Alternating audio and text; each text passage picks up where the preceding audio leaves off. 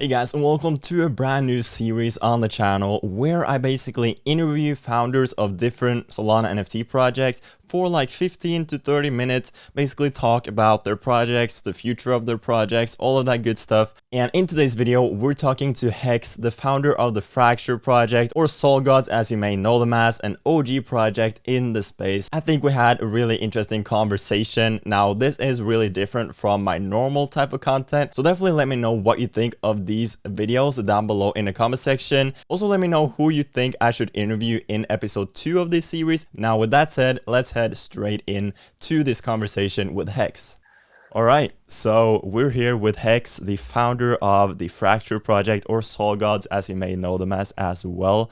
What's up, man? How's it going? Want to introduce yourself real quick?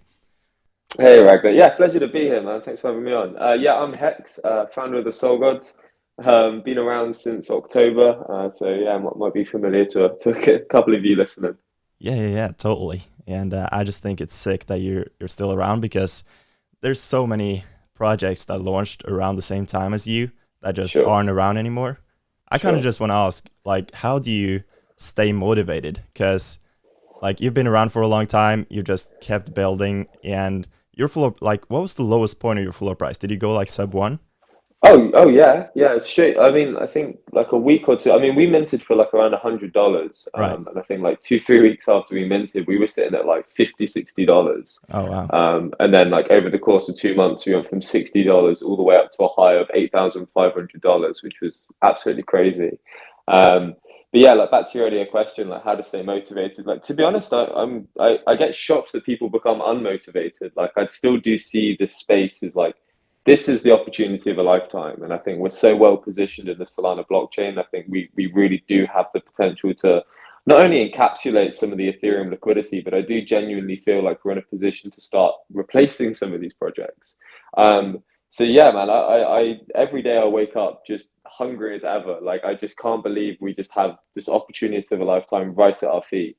And it's priority number one to me is to not fumble the bag, and to be a steward of the Solana space, as best as we can, really. Right. Yeah, that's awesome. Yeah, before we jump into like the future of your project, future plans and stuff, do you kind of just want to explain to everyone what is the Fracture, how is it built up? Because I'm sure a lot of people know like SolGods and stuff, but not everyone knows everything about the entire Fracture brand.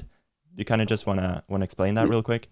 Yeah, sure. So we wanted to come into this space with a bit more of a creative integrity. And one of the like the little understood parts of this project when we did release the Soul Gods, was the depth of the lore behind it.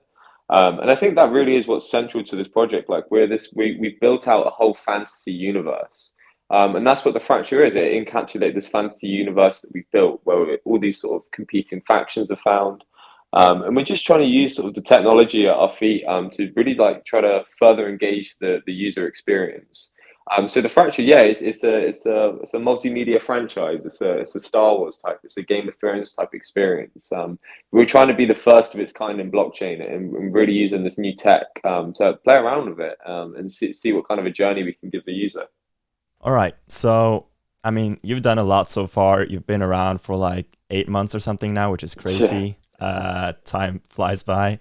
yeah. I remember having you in one of my videos like before you minted. It's crazy. Um, but yeah, like what's next on the agenda? What are your future plans at the moment? What are you working on? I heard rumors about the team moving to Lisbon. Like, take me through everything. What's going on? Yeah, man, like this project just keeps snowballing. I think like we started off with really humble ambitions to begin with, but like since we began, we've just seen this like huge network effect of just more and more skilled people coming into the project. And obviously now we're in this maturation point now where, we've onboarded quite a lot of skilled people. I mean, we've been really pragmatic in how we've approached this so far. I mean, we've we've rolled this thing together in such like a makeshift way that it's really incredible to see how far it's come. And then to be, yeah, moving our HQ to Lisbon, next month, and bringing all of the team to work together for the first time. So yeah, we're at a really exciting stage. And I'm doing my absolute hardest not to leak some alpha because my advisors will rip my head off. All right. But yeah, there's some seriously exciting stuff coming up. I mean, like just to kind of nudge your attention. I mean, like look what Solana's doing with SMS at the minute and the projects they want to be supporting. And hey, guess what? Part of our gamification is building this mobile app. So yeah, there's some really exciting stuff on the horizon. And I think like we're just about ready to start like 3xing our work rate. Whenever the Fracture team comes together under one roof, which is really rare because our team is placed all over the world. But whenever we do come together, it's absolutely incredible. There's so much synergy within the team, and the work rate and the output just absolutely explodes. Right, dude. That sounds awesome. I'm really excited to see what you guys build in the future. It will be awesome. I might also go to the there's like a Solana event in Lisbon in like November, Sure. isn't there? Yeah. Yeah. Breakpoint. You Yeah, have to yeah, come. And anybody yeah. that's listening, definitely bring yourself down to Breakpoint. Like the Solana conferences are consistently the best events you can possibly go to. And it's a really good opportunity to meet the teams, the skill sets, and understand what you're putting your money behind. I think there's so much more to this than just trading JPEGs for a higher price. Like there Oh really is yeah. people trying to revolutionize a whole industry. And coming to these events is a really good opportunity to have a look under the hood. We both went to NFT NYC like a week ago as well. We met up there. That was awesome. I met a ton of other cool people and teams as well. So just the networking opportunities and stuff at those events are like insane. So Yeah, I definitely recommend it. it was really cool to see you there, man. Like I Right? think you do a good job of representing the space, and it's really important as well for like yourself and all the other content creators out there to like really have your finger on the pulse. And I think you do a really good job of that. Yeah, thanks, man. And I really respect the fact that you actually had your own like booth and stuff at the actual conference because you were one of two projects, I think, on Solana that had your own booth. It was you and Days Dux that I could see at least. Uh, and just the fact that you're there representing the space and your project it just lets me know that you're actually serious about this and want to take it to the next level, like show Yeah, yourself. yeah. I mean, like not all of this is glitz and glamour, and I think like you really do Right. have to like put boots on the ground. Like we go to conference after conference, and like putting brand familiarity out there is really important. I think like we do quite a good job of encapsulating the attention of like the NFT ecosystem. But coming to these events, like you get to meet people that have never been exposed to your project, not even your project, but Solana NFTs. And that's extremely like valuable data for us to like accumulate. I mean, not only that, but the amount of networking opportunities there and like so many significant individuals to our projects we've met at these conferences. But yeah, I think it's really important. I think it's quite easy to overlook some of this because it does seem quite monotonous sitting there 8 a.m. to 6 p.m. all day, Right. every day, pitching and pitching and pitching and pitching. But yeah, it's extremely effective. And yeah, we gain a ton of value from doing it. Oh yeah, I bet. So I kind of wanted to ask, like, you've been around for a long time, as I mentioned. How has your like team developed? How many people are part of your team now, versus how many were part of your team when you started? Like, how has that like developed over the last 8 months?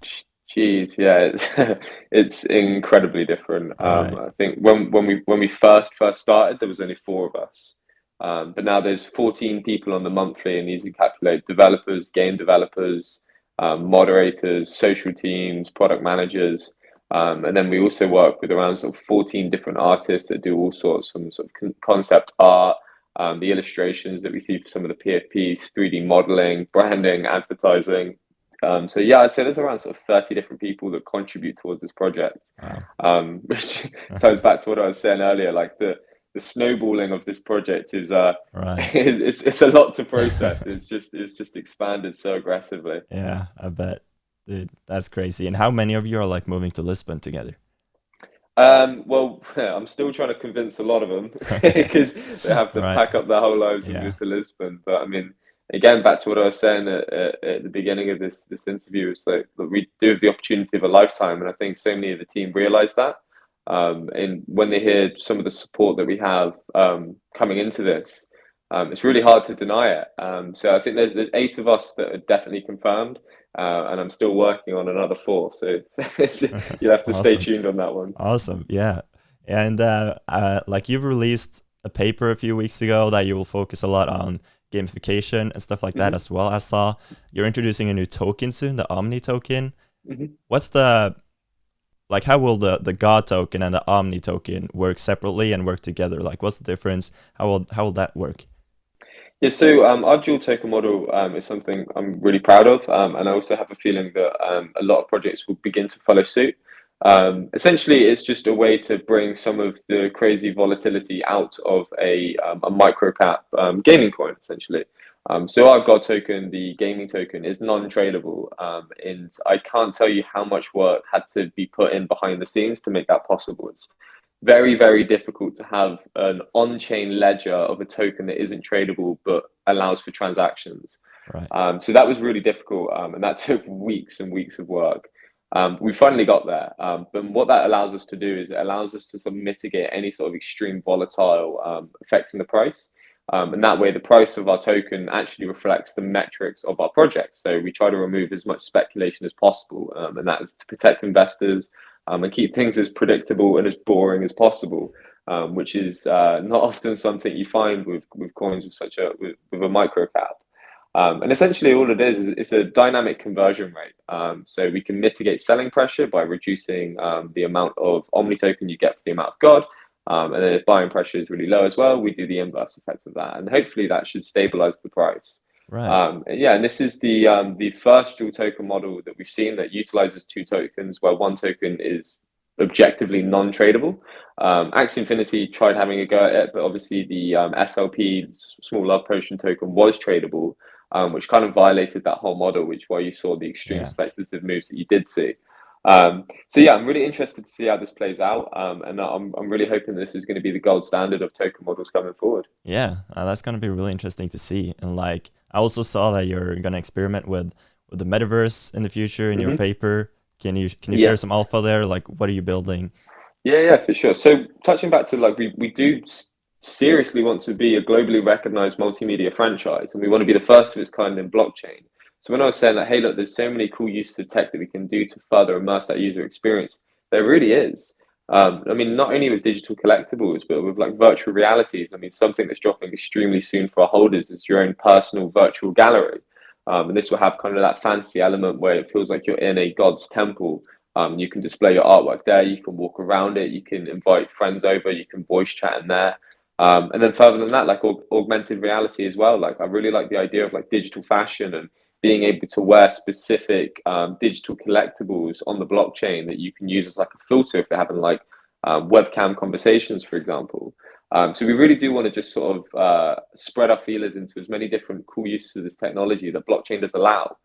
So we can seriously distinguish ourselves as a multimedia franchise, leveraging this tech. That's our edge, that's our advantage. And I think that's what makes this situation that we're in so exciting. Yeah, totally. It sounds like you have a lot of interesting things going on.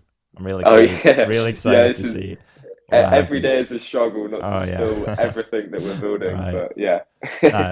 It sounds really cool, and I kind of just wanted to hear your thoughts on the market right now. It's not Hmm. SolGods related, but or fracture related, but Hmm. it kind of relates to the entire space and Hmm. what happens to everything, I guess. Hmm. So, what do you think Yeah. is happening to the NFT market and the crypto market in the future, or like in the near future, I guess? Yeah, this is really difficult, and I think that this is something that New York really opened my eyes to. I think that when you see like these really violent downturns in the market, I think like the emotionally mature or emotionally intelligent rather people don't spend a lot of their time on Twitter as they realize that hey, when people lose money, it's normally you can normally expect quite emotional responses.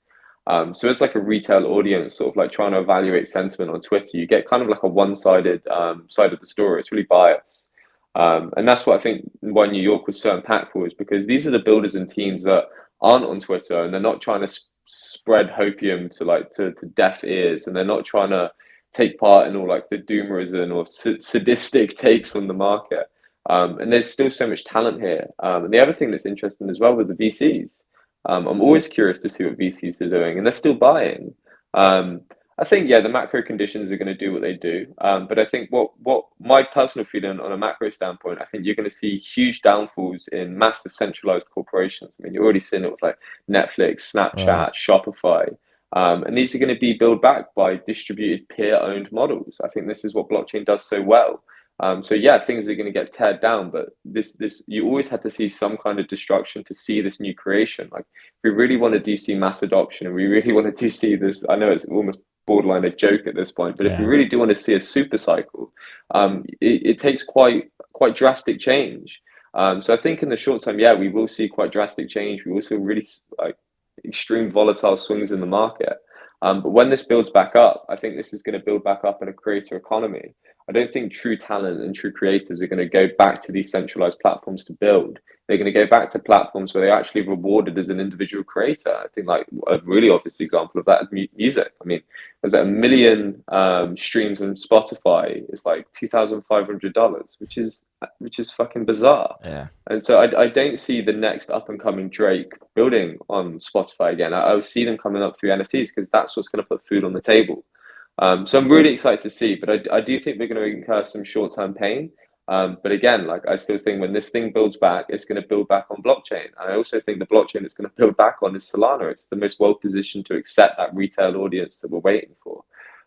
So yeah, there will be pain, but I think this is still the most exciting opportunity you can find on the planet, quite literally. Right. Yeah, I agree. I don't think the macro is looking great. I don't think it's ending anytime too soon. I think we will see more pain as well. I'm kind of excited or interested to just see how that will affect NFT volume and stuff. Will people still be trading NFTs as much if the entire macro market is dropping a lot and everyone is in pain?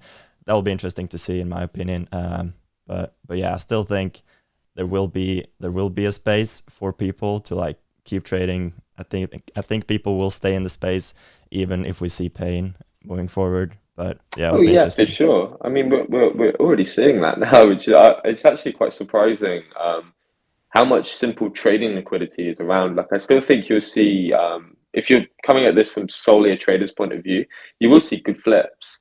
But I think the thing that's going to be really difficult to create in these kind of conditions is kind of this long-standing product.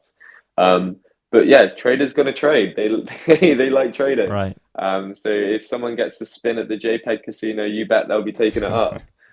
So I think, yeah, from a trader's point of view, there's definitely still money to be made. But I think like real innovation and real solid branded products, they're gonna have a real hard time developing some kind of consistent revenue and roadmap over the next few months. Yeah, totally. Cool. All right, so that's basically what we have time for today. Thank you, Hex, for coming on. I think you have a lot of interesting things happening in the future. The team is assembling in Lisbon. That would be really cool to see all the brain power assembling together in one house. Yeah, like any closing thoughts? Yeah, well, I mean, first of all, thank you so much for having me on. It's always a pleasure catching up with you. And closing thoughts, yeah, I mean, like, I'm not 100% on who your audience is, but if you're a trader, yeah, just be real careful out there. It's going to be a bit tricky for a few months, and keep an eye on the macro. There's a lot going on, some really big things that exist far beyond outside of our ecosystem. But apart from that, don't lose faith. Like, I genuinely believe this technology is some of the most revolutionary stuff we'll ever see within a lifetime. So take this time to better yourself, learn about the products that are out there, see the opportunities, try to upskill, stay alive, have some capital, because when the tides do turn, and they will turn, you want to be really well positioned to receive that. So yeah, just don't fumble the opportunity of a lifetime as a result of impatience. The future is incredibly bright. But yeah, apart from that, been a pleasure catching up with you, man. Thank you so much for having me on. Totally, of course. You're welcome anytime. There you have it. That's Hex from the Fracture project. All of the links to the Fracture and SolGods and everything will, of course, be down below in the description if you want to check it out for yourself. I definitely recommend it. They have a lot of interesting things coming, as you have heard in this interview. And there you have it. I hope you have a fantastic rest of your day, and I'll see you guys later. Peace out.